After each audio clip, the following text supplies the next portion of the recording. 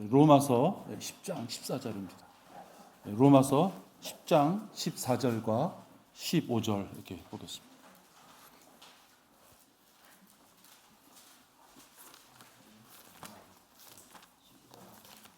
로마서 10장 14절.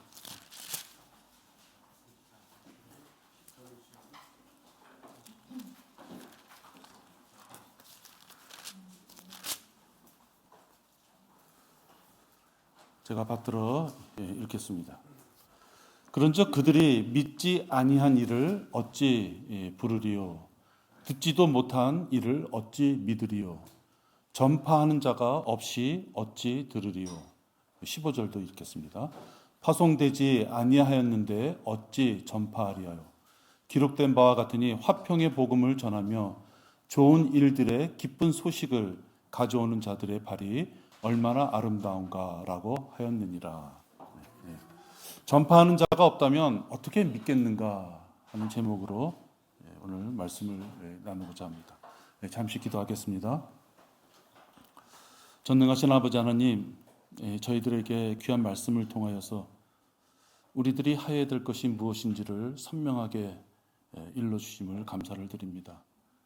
세상에 태어나서 우리가 죽기까지 주어진 시간 동안에 우리가 여러 가지 일을 할 수 있지만 하나님께서 가장 기뻐하시고 바라시며 듣기를 원하시는 말씀이 무엇인지를 오늘 우리가 깊이 상고하고자 합니다.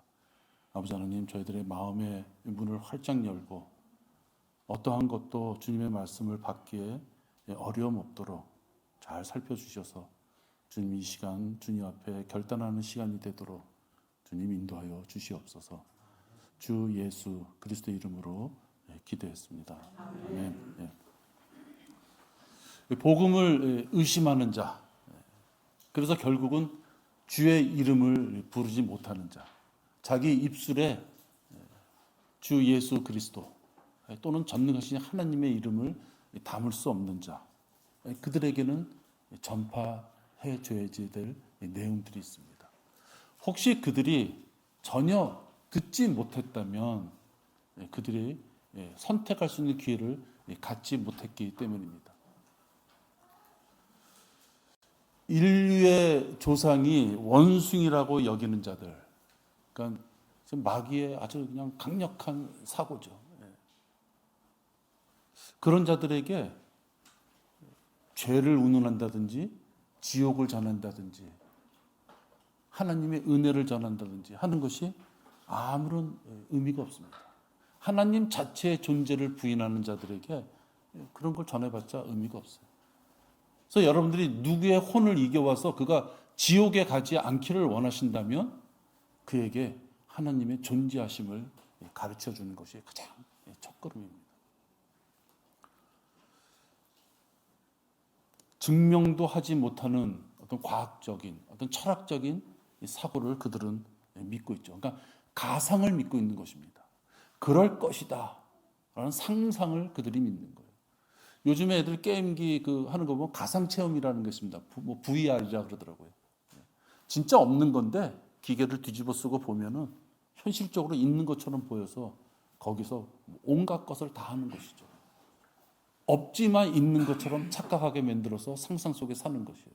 진화론이 바로 그런 것입니다. 그 누구도 그 몇천 년, 몇억 년 전, 몇만 년 전으로 돌아가서 실질적으로 그것을 증명할 수 있는 방법이 없어요.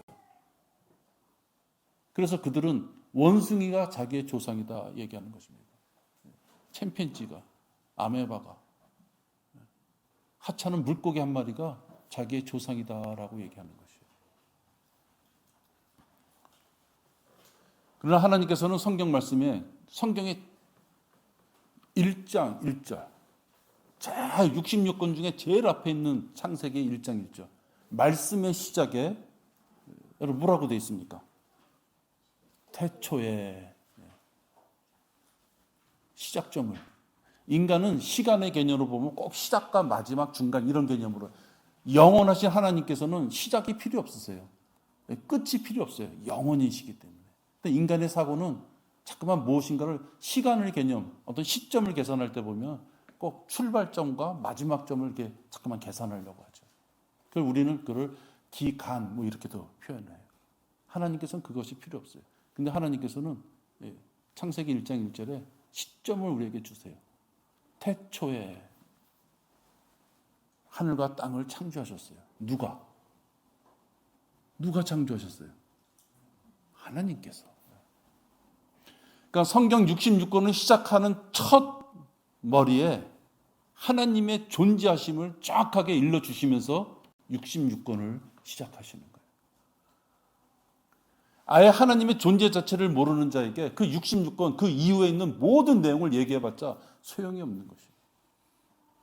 여러분들이 창세기 1장 1절의 말씀이 20세기의 주요 철학이나 과학, 어떤 종교적인 사상을 다 한꺼번에 싹 몰아쳐버릴 수 있는 그 말씀의 근거가 바로 창세기 1장. 태초에 하나님께서 하늘과 땅을 창조하셨다. 그 말씀을 전했을 때 그 말씀에 믿음을 가지고 다가오는 자는 구원을 받을 수 있는 확률이 있는 거예요. 그죠? 근데 그 말씀 자체를 부인하는 자는 구원받을 수 없어요. 내가 여러 번 말씀드리지만 사후 1장 8절에 보면 누가 죄를 맞고 누가 더러운 일을 많이 했고 누가 착한 일을 많이 했고 그것을 가지고 지옥을 갈 거냐 안 갈 거냐 결정하지 않는다 그랬어요. 지옥에 가는 자는 누가 가요? 하나님을 알지 못하는 자. 선하게 산 사람은 억울할지 모르겠어요. 내가 그래도 이렇게 살았는데 하나님은 너 착한 일 많이 했구나. 교회 와서 일 많이 했구나. 너는 하늘나라. 그렇게 말씀하지 않았어요. 하나님을 알지 못하는 자와 주 예수 그리스도의 복음에 순종하지 못하는 자가 불못에 들어간다고 말씀하고 있는 거예요. 그게 하나님의 기준이에요. 내가 내 마음대로 기준을 세우는 것이 아니라 살인자, 강간범, 파렴치한 도둑, 부모도 몰라본 어떤 그 형편없는 폐류나 너는 지옥, 그게 아니고 그가 이 땅에서 무슨 짓을 하고 살아왔던 주 예수 그리스도를 마음의 주로 영접했느냐. 예수님이 하나님이신 것을 믿고 바로 그 예수님 앞에 자기의 죄를 용서해달라고 그 예수님을 마음의 주로 영접했느냐가 그가 지옥에 갈 거냐 안 갈 거냐를 결정한다. 따라서 그러한 구원 계획을 잡아놓으신 하나님의 존재를 누군가 부인한다면 그런 지옥에 가는 거예요. 그가 이 말을 알아들을까? 못 알아들을까? 여러분 고민할 필요 없어요. 엄중한 하나님의 말씀에 권위가 있는 하나님의 말씀을 전했을 때 겸손한 자, 귀를 열 자, 진짜 자기의 죄를 회개하고 싶어서 그 방법을 애타게 찾는 자라면 그 말씀이 들릴 수밖에 없는 거예요. 누군가가 이 말씀을 전했을 때 못 알아듣고 외면한다면 말씀에 의하면 그가 지옥에 갈 자다. 또 복음을 의심하며 받아들이지 못한 자에게는 지옥의 존재, 실존하고 있는 그 지옥이라는 것이 있고 얼마나 무서운 것인지를 일러줘서 구원을 받아야 되겠구나. 그 필요성을 일러줘야 돼요. 의인은 없나니 없도다라고 말씀하셨어요. 그래서 모든 사람들이 죄인이다 말씀하시고 그 죄의 싹은 사망이다라고 말씀하셨어요. 누군가가 여러분에게 말씀을 전한다면 당신은 죄인입니다. 당신뿐만이 아니라 우리 모두가 다 죄인입니다. 그래서 당신은 죽습니다. 그 죽음의 뒤에는 심판이 있습니다. 그가 알아듣든지 못 듣든지 전해야 되는 거예요. 여러분들이 많은 생각으로 그렇게까지 어떻게 내 눈앞에 있는 사람, 저 사람 착한 일도 많이 한 사람인데 저 사람 보고 내가 죄인이라 그럴 수 있을까? 그걸 억누른다면 그것은 그 사람을 사랑하지 않는 거예요. 내가 이렇게 얘기하다 저 예수쟁이 그럴까 봐 겁이 나서 말씀을 전하지 못한다면 내가 다른 것 때문에 그 다른 것을 놓치기 싫어서 입을 다물어 버리는 거예요. 나의 고개, 나에게 큰 위로와 힘을 줬던 어떤 사람, 그런 사람이 지옥에 가는데도 그 사람의 눈치를 보면서 얘기를 못한다 그러면 당신은 성경에 돼 있잖아요. 의인은 없나니 없도다. 모든 사람이 죄인이다. 로마 3장 23절에. 그죠? 그랬더니 6장 23절에 또 뭐라 그래요? 그래서 죄의 삭은 사망이다 그랬단 말이에요. 그래서 한 번 죽는 것은 사람들에게 정해져 있고 그 뒤에는 심판이 정해져 있다고 말씀하기 때문에 그래요. 우리가 지옥에 대해서 잘 전해야지 그 사람이 구원에 대한 필요성을 느껴요. 성경에서는 지옥을 마가복음 9장 42절부터 쫙 나와 있죠. 손을 잘라서라도 발을 잘라서라도 두 눈을 빼서라도 가면 안 되는 곳이다. 근데 그 지옥이 어떤 곳이에요? 불과 유황이 타는 불못이다라고 또 성경에 중간에도 집어넣으시고 성경에 계시록 21장 8절에 보면 거기 또 말씀하셨어요. 여러분 계시록 21장 8절 찾아보세요. 불못에 누가 가느냐 하는 거예요. 부모한테 좀 대든 사람이 간다? 부부싸움 많이 한 사람이 간다? 군대에서 탈영한 사람이 지옥 간다? 그런 거 없어요. 그죠? 지옥에 누가 가느냐? 그러나 두려워하는 자들과 믿지 않는 자들과 가증스러운 자들과 하면서 지옥에 가는 그 자들이 누군지를 쫙 이렇게 말씀하고 계세요. 두려워하는 자들. 하나님보다도 세상을 더 두려워한 자들. 그죠? 여기 지옥에 가는 여러 가지 예를 지금 말씀을 주셨는데 가장 나오는 첫째가 뭐예요? 여러분 집에서도 장남이 권위가 있는 거예요. 장자권. 그죠? 성경 1장 1절이 권위가 있는 거예요. 성경에서 첫 언급의 법칙이라 그래서 그 단어가 그 용어가 제일 처음 쓰임을 받을 때 어떤 뜻으로 쓰임을 받았냐? 부정적인 용어로 의미로 쓰임을 받았는지 아니면 하나님 앞에 힘과 용기를 얻을 수 있는 용어로 쓰임을 받았는지. 그래서 100%는 아니지만 첫 언급의 법칙에 의해서 성경에서는 주로 하나님께서 이 용어를 사랑이라는 용어를 이렇게 많이 쓰셨구나. 자비라는 용어를 주로 이럴 때 쓰셨구나. 우리가 성경을 해석할 때 많이 도움이 돼요. 근데 이 구절에서 보면 지옥에 가는 여러 가지 예를 들는데 가장 뭐예요? 두려워하는 자들. 뭘 두려워요? 하나님을 두려워하는 것이 아니라 세상을 두려워하는 자들. 세상의 눈치를 보는 자들. 세상 것을 얻기 위하여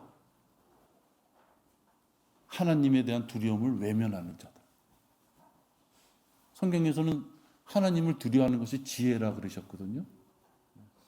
복을 받는 근원이 된다고 얘기했어요.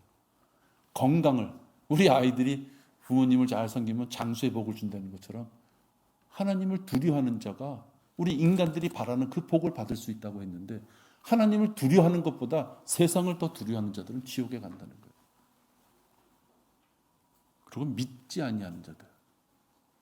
하나님이 예수님이시고 예수님이 하나님이신 것을 믿지 않는 자들. 이 땅을 창조하신 분이 하나님이신 것을 믿지 않는 자들. 주 예수 그리스도의 복음을 믿지 않는 자들. 그런 자들이 지옥에 간다. 죄를 많이 지은 자가 지옥에 간다. 그 앞순위가 아니라 하나님을 부인하는 자들이 지옥에 간다고 제일 먼저 언급하고 있는 것입니다. 여기 보면 두려워하는 자들, 믿지 아니하는 자들, 가증스러운 자들, 살인자들, 음행하는 자들, 마술하는 자들, 우상 숭배하는 자들, 여기까지는 우리가 좀 빠져나갈 수 있어요. 그래, 나는 우상을 버렸지. 나는 마술 같은 거 안 해. 나는 살인자는 아니야.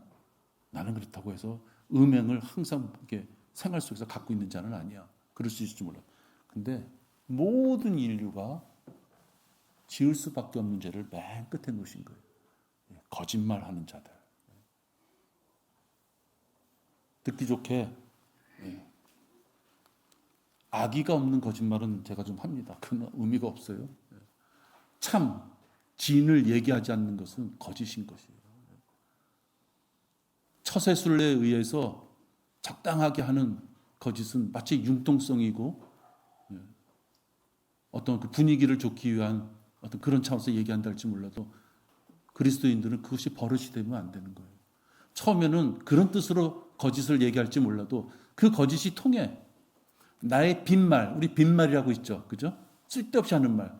그 빈말이 통하고 웃을지는 몰라도 잘못된 빈말이나 거짓말, 잘못된 농담으로 인해 가지고 어떤 사람은 그것을 참 진으로 듣고서 행동에 옮길 수 있다면 그것은 하지 말아야 되는 것이죠. 복음을 의심하는 자들에게는 하나님의 구원 계획을 정확하게 줘야 돼요.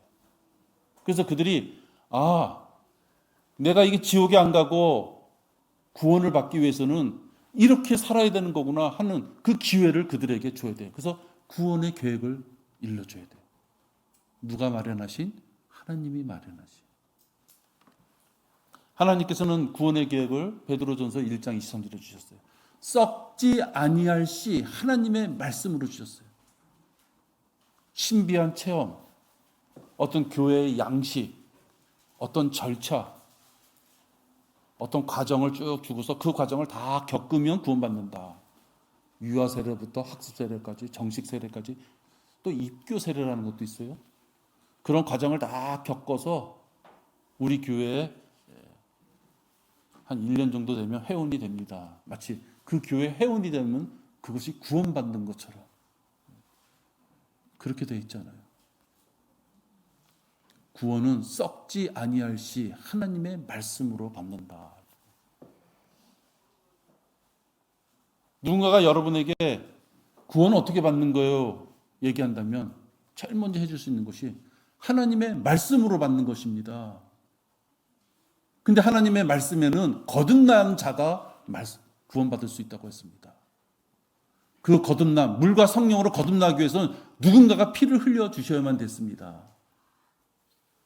그 피는 장대에 달린 노뱀처럼 누군가가 달려서 피를 흘려 주셔야만 됐습니다. 그 피는 경건의 신비에 의해서 하나님이신 예수님의 피, 창조주의 피가 흘려져야 됩니다.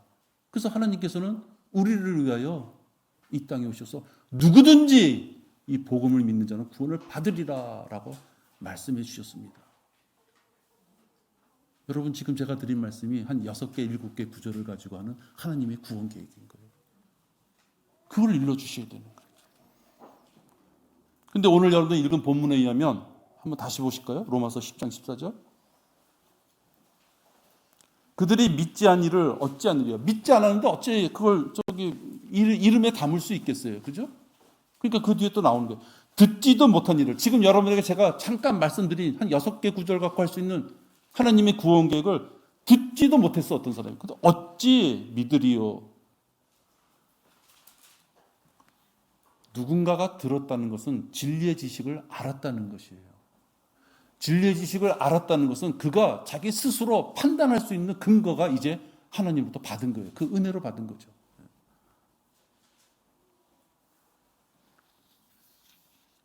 너에게 복음을 줄 테니 네가 판단하라는 거예요. 선택하라는 거예요. 하나님이 창세전에 선택해가지고 일을 해놓으신 것이 아니라 이제 오늘 너의 귀에 복음을 통하여 구원의 길을 줬으니 네가 그 복음을 받고 구원을 받아라. 선택은 너에게 달렸다라고 하나님께서 마련하신 구원 계획을 전해줘야 되는 거예요.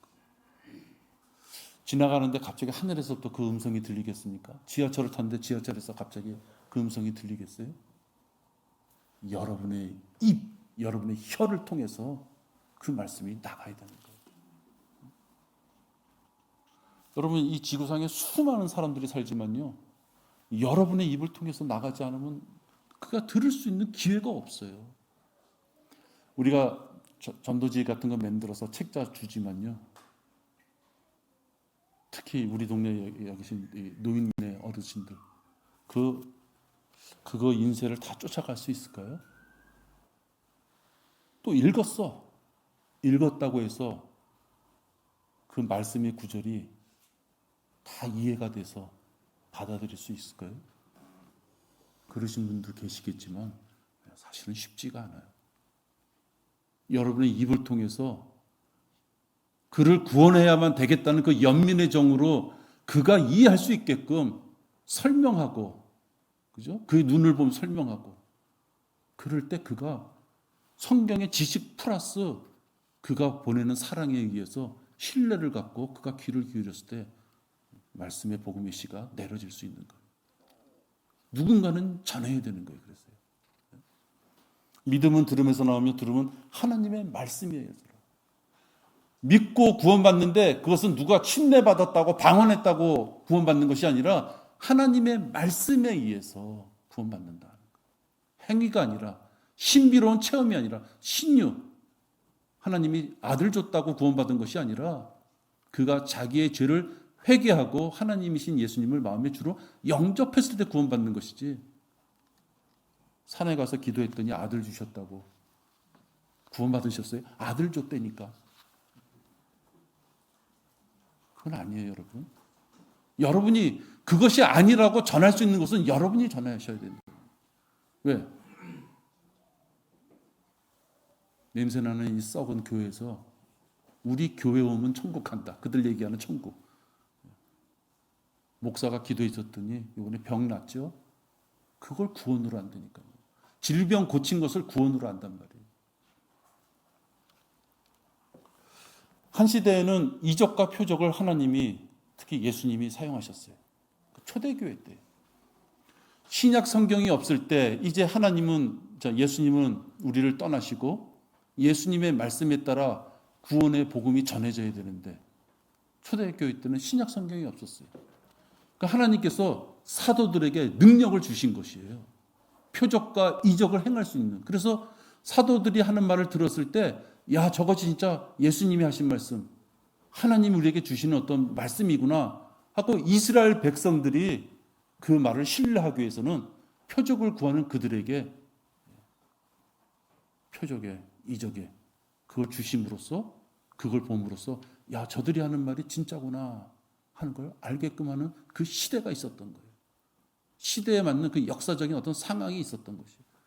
근데 여러분, 초대교회 이후에 바울이 로마서 등 13서를 만드는, 신약 성경을 완성했다는 13서를 만드는 이후부터는 성경 어디에 봐도 기적을 통해서 구원받았다라는 부분이 없는 거예요.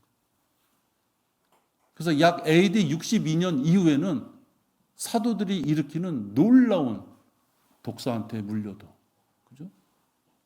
그런 기적이 필요가 없는 거예요. 왜? 성경, 여러분 손에 들고 있는 그 성경을 통해서, 그 예언서기 때문에, 성경을 통해서 하나님께서 우리에게 이미 모든 걸 주셨기 때문에. 그래서 요한복음 20장 29절에 그렇잖아요. 보지 않는 것들, 그런 상황에서 믿는 것이 복이 있도다.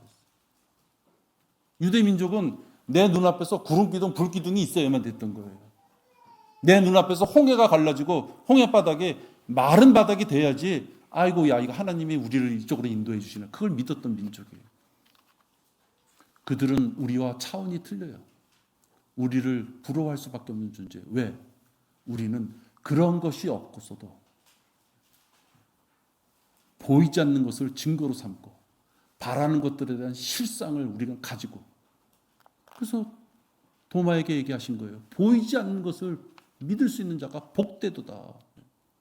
왜? 그것이 어려운 것이기 때문에.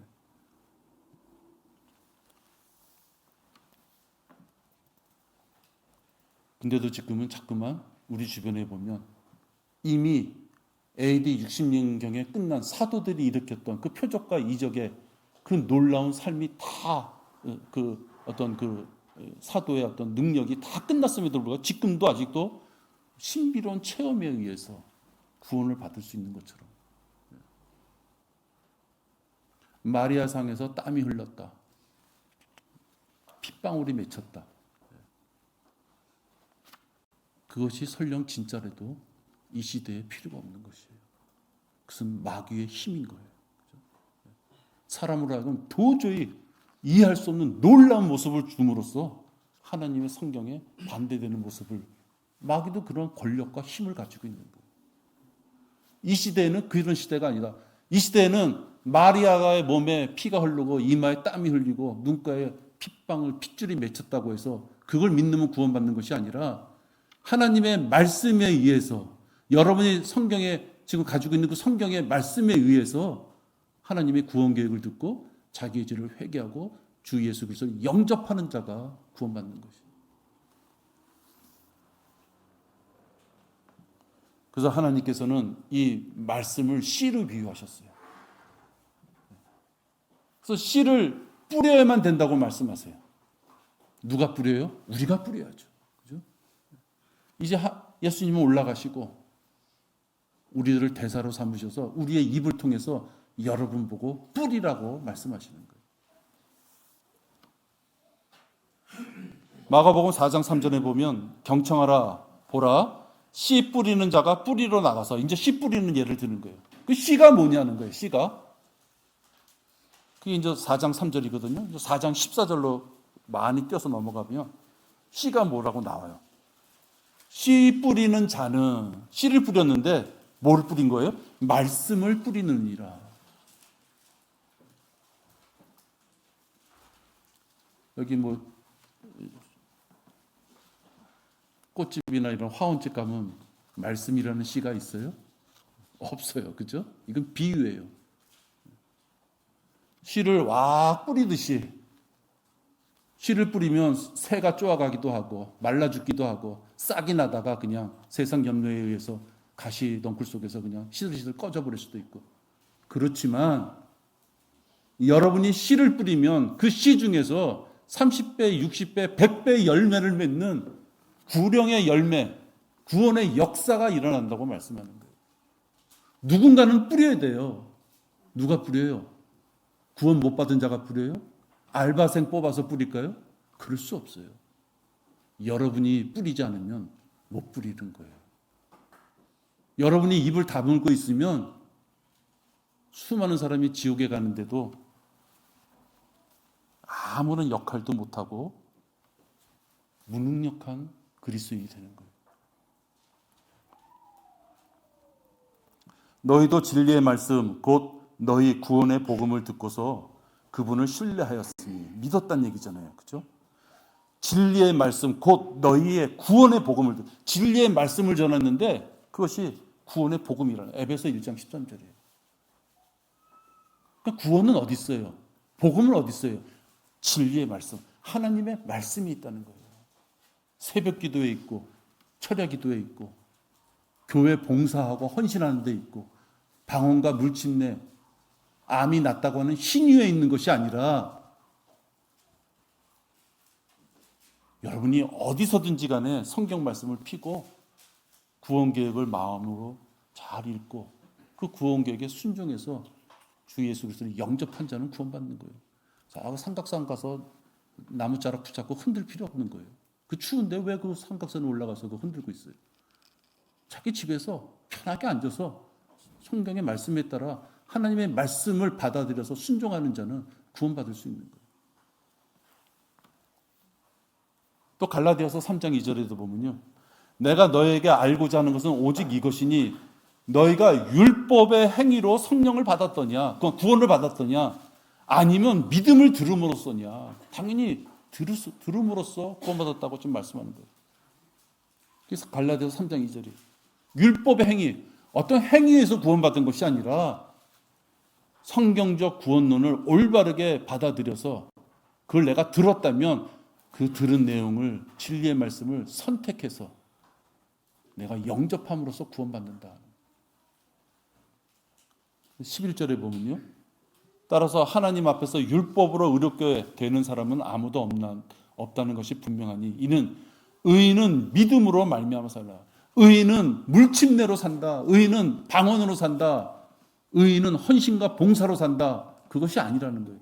의인은 오직 믿음으로 산다고 얘기하시는 거예요.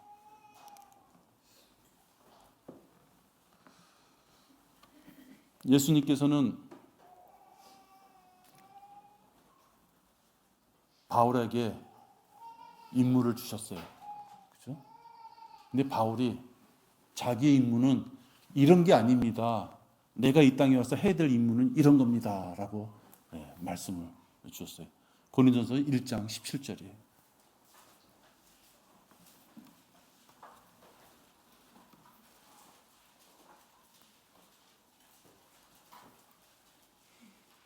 예수 그리스도께서 우리를 위하여 흘리신 그 보혈, 나는 그걸 믿습니다. 너무 감사한 일이죠. 그래서 나는 그 감사한 것을 완벽하게 이루기 위하여 물침례까지 받았습니다. 거기서 빗나가는 거예요.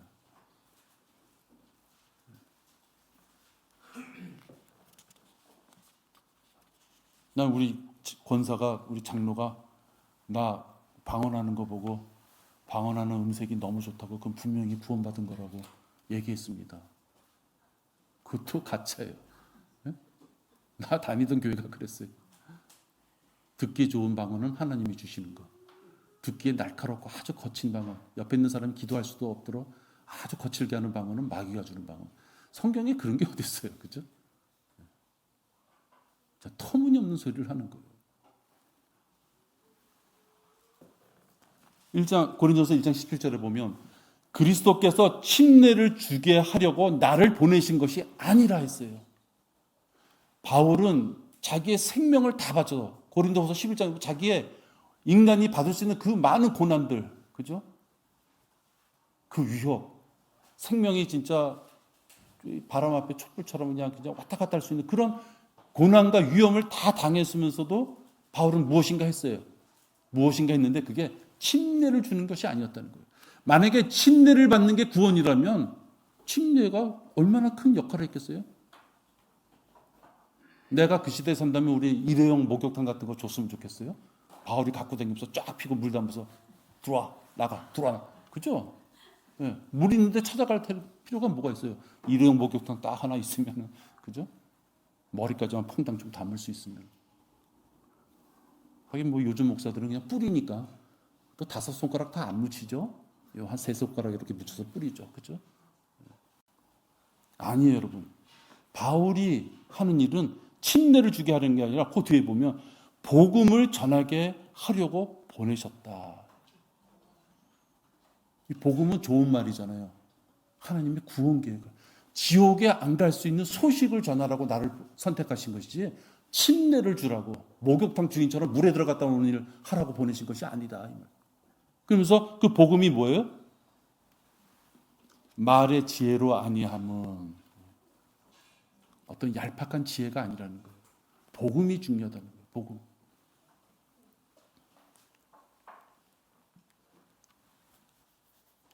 십자가에 못 박히신 그리스도.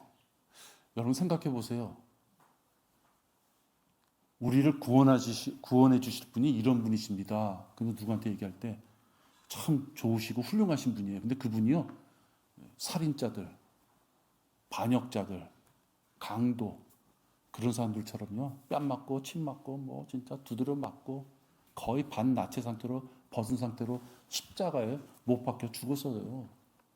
그런 분이 우리를 구원해 주신다니까요. 믿지 않는 자들에게 그 모습이 얼마나 어리석은 모습으로 보이겠어요. 야, 너 정신 좀 차려 임마. 응? 어디 가서 공부도 많이 하고 유엔회 같은 데 가서도 뭐 지위도 좀 차지하고, 이런 사람이 우리나라를 위해서 일하는 것이지. 그 당시에도 로마 시대에도 파렴치한 사람들만 잡아다 죽이는 것이 십자가 형벌이었는데, 그렇게 달린 사람이 우리를 위해 죽었어. 그 사람이 우리의 구원자란 말이야? 라고 정상적인 일반적인 사고를 가진 사람은 그런 복음을 전할 때 어리석은 복음이다, 어리석은 수작이다, 이렇게 얘기한다는 거예요. 근데 우리는 그 복음을 부끄러워하지 않는다. 로마서 1장 16절에 그 복음을 부끄러워하지 않는다. 그들은 어리석은 말이라 그러지만 우리는 그걸 어리석은 말로 생각하는 것이 아니라 하나님의 능력의 말씀으로 보는 거예요. 너희들은 어리석은 것이지만 우리는 능력의 말씀이다. 왜? 그 말씀에 순종하는 자는 구원을 받기 때문에 그 말씀에 능력이 있는 것이에요. 그 말씀을 계속 말하지만 여러분이 전하시는 거예요.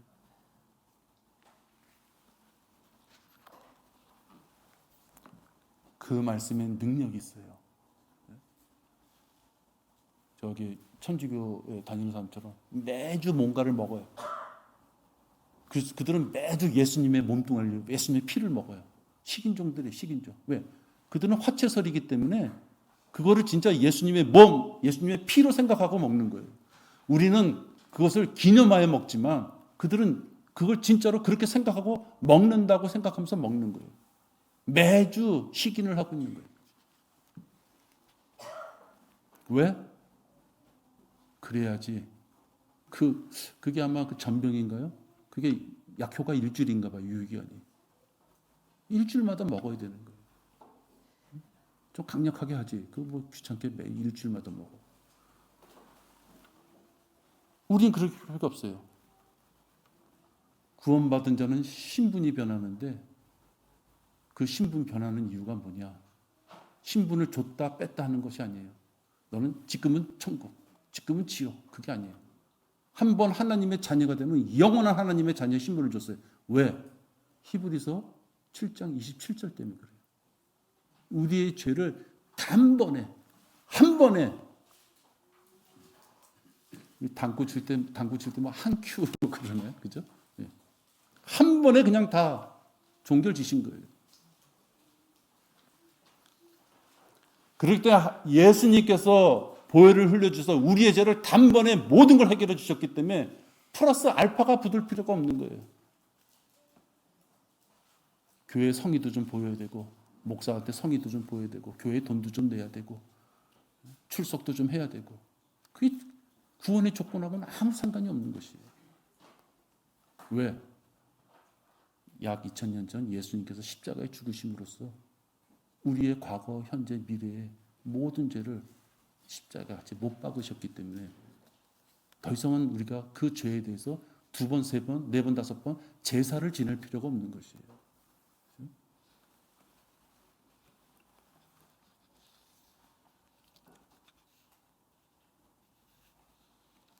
이러한 것을 누가 전하지 않는다면 그들이 알 수가 없는 것이에요.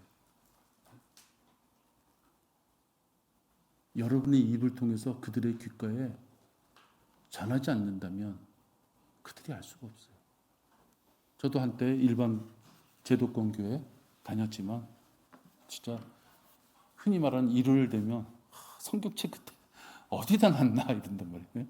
교회는 가야 되는데 애들 챙기고 막 나가서 지금 막 빨리 차 타고 출발해야 되는데 갑자기 성경책이 어디 있는지 모르는 거예요. 일주일 동안 내내 성경 안 보는 거죠. 그런 자들이 지금 여러분 우리가 설교 시작해서 지금까지 내용들에 대해서 얼마나 알겠어요. 여러분이 공부하셔서 그런 걸 전해줘요. 여러분이 전하셔야 돼요. 하나님께서는 구원받은 자를 통해서 전하세요. 에티오피아 내시가 이렇게 가다가 구원을 받게 돼요. 누구한테? 빌립한테. 근데 빌립은 자기가 알아서 그냥 간 게 아니에요. 하나님이 빌립한테 가라, 성령님이 가서 그에게 일러줘라. 그러니까 에티오피아 내시가 뭐라 그래요? 혼자 보다가 도저히 혼자 보니까 알 수가 없어. 그러니까 빌립이 그러잖아요. 네가 그것을 알겠느냐 했더니 내시가 그러잖아요. 지도하는 네가 없는데 어찌 알겠는가. 빌립이 가서 설명을 해줘요. 그가 나 구원받겠다. 내가 구원받는데 무슨 하자가 있는 것이 아니니까 물이 있는 데 가서 침대를 줘요. 그죠? 그냥 성령님이 내시를 찾아가서 야 내시 일로 와봐. 그게 아니에요. 빌립을 통해서 구원받은 자를 통해서 복음이 전하게 원하시는 거예요. 코넬료도 마찬가지예요. 코넬료가 봉사와 하나님 앞에 좋은 어떤 삶으로 경건의 삶으로 하나님 앞에 많은 점수를 받죠. 근데 코넬료를 어떻게 해요? 구원시켜야 되겠는데 코넬료에게 나타나서 저기 가서 베드로라는 사람을 초청하라 그래요. 얼마나 귀찮아요. 그냥 한 번에 일러주면 될 걸, 그죠? 초청하라. 그러니까 베드로가 초청을 받고 가서 베드로가 전해서 코넬료가 그 소식을 듣고 구원을 받아요. 하나님께서는 구약 시대처럼 똑똑똑 너 내가 선지자로 쓸 테니까 내 말 좀 들어봐. 여호수아, 모세, 사무엘 그러지 않았다는 거예요. 왜? 구원받은 자를 통해서 많은 자를 구원하기 원하시는 거예요. 여러분이 잘 알고 있는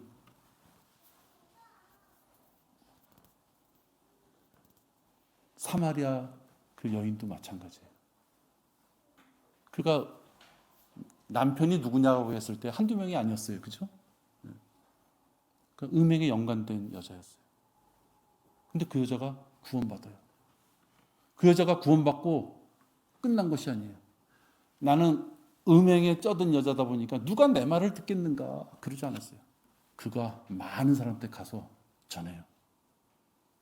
과거의 나에 대해서 다 알고 있는 사람이 나타났다. 나 구원받았다. 그 사마리아 여인한테 말을 듣는 사람들이 가서 구원을 받는 거예요. 만약에 그 사마리아 여인이 아니 난 여자고, 왜 그때 당시는 여자를 인구수로 다 치지도 않을 때였어요.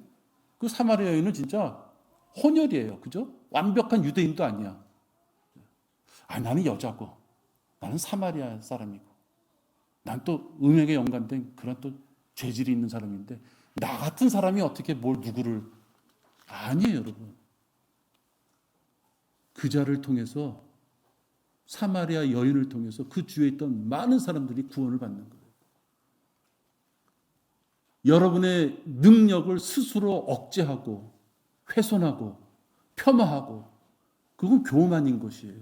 하나님은 분명히 주셨는데 나는 아닐 거예요. 그건 교만인 것이에요. 일을 하지 않겠다는 교만인 것이에요.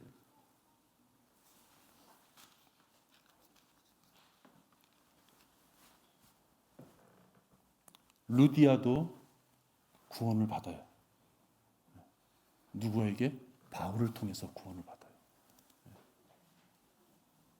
바울이 루디아한테 가서 복음을 전하죠. 바울이 이렇게 선교 스케줄에 의해서 간 게 아니에요. 마케도니아 사람의 어떤 한 사람의 환상이 바울에게 비치는 거예요. 그래서 바울이 그 환상을 믿고 받아들여서 마케도니아로 가서 루디아 결과적으로 구원을 이루게 하는 거예요. 천사가 왔든 그 당시에 환상을 봤든 결론은 누구예요? 빌립이나 베드로나 바울처럼 구원을 받은 사람의 입을 통해서, 구원받은 자 크리스찬을 통해서 다른 자들의 혼을 이겨올 수 있도록 하나님이 그렇게 역사하시는 거예요. 일일이 지금 60억 되는 이 인구를 하나님이 다 찾아가면서 그렇게 하시는 것이 아니라 여러분 보고 그 일을 주고 그 일을 감당한 사람에게는 자랑의 면류관을 주고, 자랑의 면류관에 보석을 주고, 그래서 심판석에 가서 상과 유업을 받을 수 있는 또 그런 놀라운 보답을 주시잖아요. 그걸 우리가 해야 되는 것이다 하는 거죠. 15절에 보면 파송되지 아니하였는데 어찌 전파하리요. 기록된 바와 같으니 화평의 복음을 전하며 좋은 일들의 기쁜 소식을 가져오는 자들의 발이 얼마나 아름다운가. 여러분 발 깨끗하세요? 나는 좀 자신이 없어요. 하나님께서 여러분의 발의 모양, 피부, 질병 그걸 얘기하시는 것이 아니라 복음을 전파하기 위하여 여러분이 몸을 일으켜서 땀을 흘려가면서 여러분한테 혹시 침뱉음을 할지 폭력의 언어가 올지 모르는 그 장소로 여러분의 발길을 옮기는 그 발걸음을 아름답다라고 말씀하시는 거예요. 좋은 신발 신었다? 필요 없는 거예요.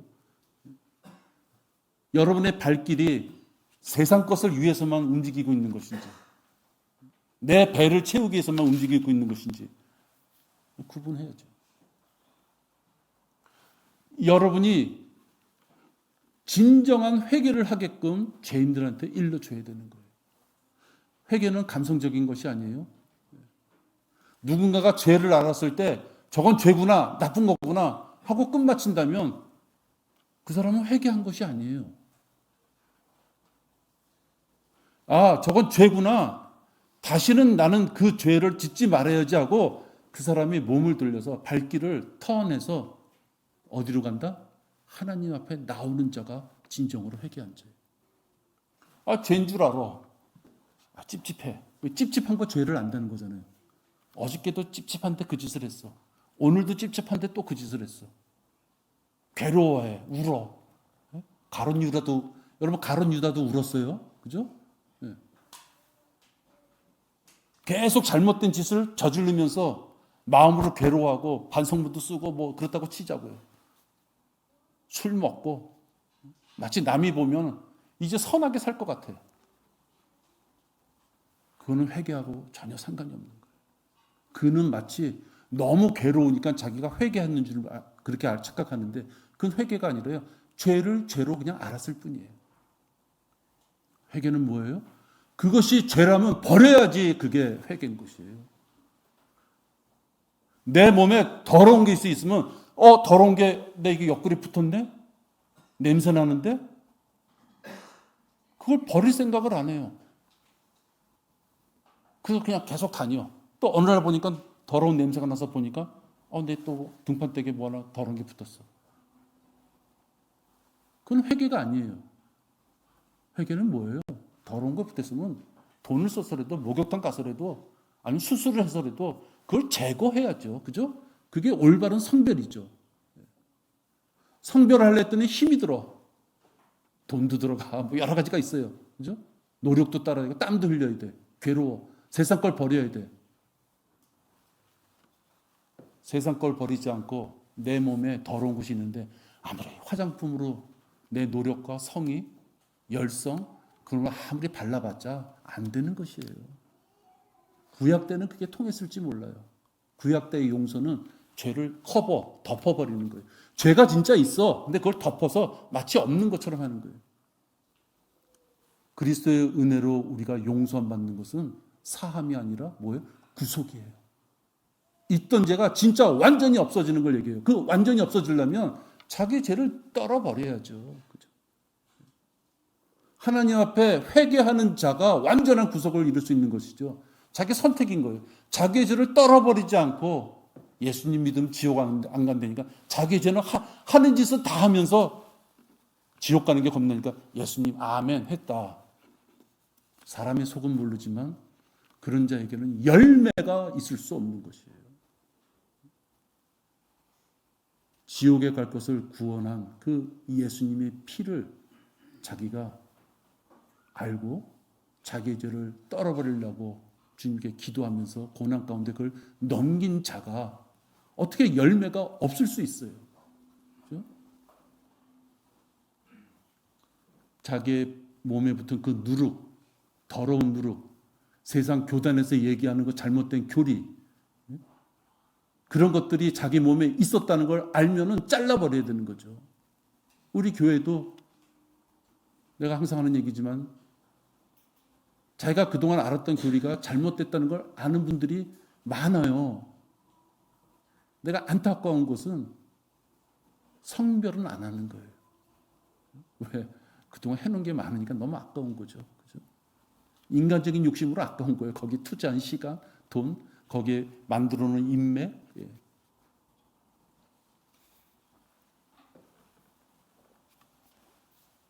누룩을 청산하지 않고 바른 교리로 자기가 방향을 틀지 않았다면 지식은 뭐가 옳고 바른지를 알았을지 몰라도 그는 결국은 뭐예요? 성별하지 않은 자예요.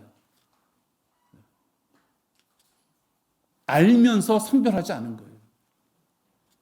이유가 없는 것이에요. 거짓된 교리에서 성별하지 않고 그 거짓된 교리를 몸에 붙이고 산다면 그 자는 다른 복음, 저주받을 다른 복음을 몸에 품고 사는 거예요. 왜 그렇게 삽니까? 어리석은 것이죠. 마지막입니다. 복음은 올바른 성경적 복음을 전해요. 여기까지 거듭남은 하나님의 말씀이다. 피가 있어야 돼. 여러 가지 얘기했지만 꼭 아셔야 될 것은 성경적 구원론의 올바른 하나님의 말씀은 고린도전서 15장 2, 3, 4절에 있는 거예요.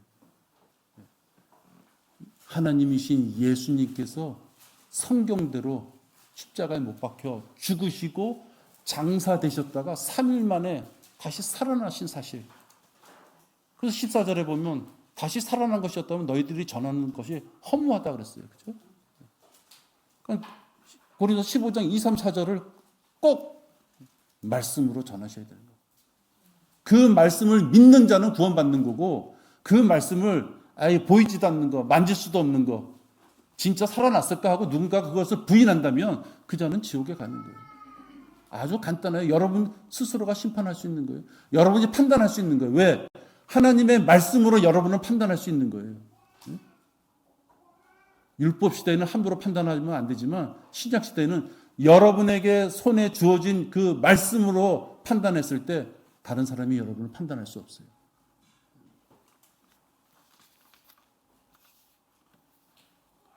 그 말씀을 들었을 때 듣는 자가 그의 입으로 주 예수 그리스도를 영접하며 구원받는 거예요.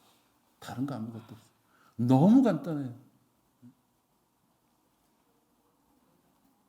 그 너무 간단한 이 복음을, 올바른 성경적 구원은 이 복음을 여러분이 전하셔야 돼요.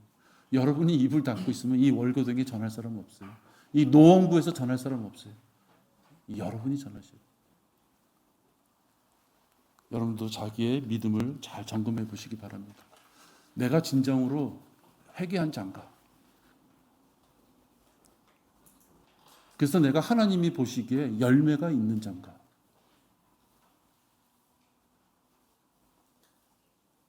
내가 하나님 앞에 열매를 드릴 수 있는 자인가? 하나님 앞에 상급을 받는다는 게 중요한 것이 아니라 상급을 받을 수 있도록 열매를 드리지 못한다면 자칫 그것이 내가 구원받지 못한 자인가를 잘 점검해 봐야 되는 거예요. 누가 점검해 줄 수가 없어요. 자기가 점검해 보는 거예요. 무화과 나무에 열매가 없을 때 예수님이 쳐버리셔요. 분명히 무화과 나무예요. 분명히 하나님의 자녀예요. 근데 열매가 없어. 하나님은 잘라버리시는 거예요. 물론 우리는 진짜 구원을 받았다면 잘려지는 일은 없죠. 그죠? 영원한 하나님의 자녀이기 때문에. 그렇지만 만약에 내가 올바른 나무에서 좋은 나무에서 좋은 열매가 열리는 것처럼 나에게도 열매가 있어야 되는데 내가 그리스도인으로서 열매가 없다면 내가 왜 열매가 없을까? 왜 나에는 뿌리가 없을까? 나는 왜 줄기가 없을까? 나는 왜 이파리가 나지 못하는가? 나는 구원받은 자가 아닌가? 내가 그때 내 죄를 회개하고 예수님을 영접했나? 그냥 지옥 간다니까 영접한 거 아닌가? 그럼 자기가 생각해 봐야 돼. 죽기 전에 그 일을 꼭 체크해 봐야 돼요. 죽기 전에. 죽기 전에. 왜? 지옥 가면 안 되니까. 혹시 유튜브로도 이 말씀을 듣고 구원받기를 원하시는 분은 제가 지금 영접 기도를 하겠습니다. 영접 기도를 통하여 이 짧은 시간에 자기의 혼이 지옥 가지 않고 하늘나라에 하나님과 영원한 삶을 살 수 있는 그 신분을 얻을 수 있습니다. 제가 기도할 테니까 마음속으로 마음을 다하고 진심으로 함께 기도해 주시기 바랍니다. 하나님, 저는 죄인입니다. 따라하시기 바랍니다. 저의 죄를 용서하여 주시옵소서. 저는 예수님이 하나님이시며 저의 죄를 위해서 십자가에서 피 흘리며 돌아가시고 3일 만에 부활한 사실을 믿습니다. 오늘 저는 예수님을 구세주로 영접합니다. 지금 당장 저를 지옥으로부터 구원하여 주시옵소서. 구원하여 주셔서 감사합니다. 우리 주 예수 그리스도의 이름으로 기도했습니다. 아멘. 같이 하시고자 했던 것은 혹시 누군가가 하시고 싶어도 또 떨려서 못 하실까 봐 같이 하자고 했습니다. 복음은 우리들이 책임이고 의무이고 또 당연히 내가 취할 수 있는 권리입니다. 왜? 여러분은 복음을 전파함으로써 자랑의 면류관을 받으셔야지 될 분들이기 그렇습니다. 나는 그걸 받고 싶은데 교회가 그거를 권장하지 않는다든지 나는 그걸 받고 싶은데 누군가가 그것을 방해한다면 그건 올바른 교회도 아니고 올바른 지체도 아닙니다. 복음 전파에 대한 여러분들 소망을 가지시길 바랍니다. 잠시 기도하겠습니다. 하나님 아버지 감사합니다. 저희들에게 귀한 복음을 주셔서 우리를 구원시켜 주셨고 이제 우리들을 사용하셔서 죽어가는 죄인들에게 복음을 전파하도록 말씀해 주신 것을 오늘 저희들이 함께 나누었습니다. 아버지 하나님, 그동안 혹 우리가 이 대열에 서지 못했다면 결단하고 주님 앞에 섬으로 저희들 주님 앞에 잘했다 칭찬받는 그러한 자녀가 될 수 있도록 인도하여 주시옵소서. 주 예수 그리스도 이름으로 기도했습니다. 아멘.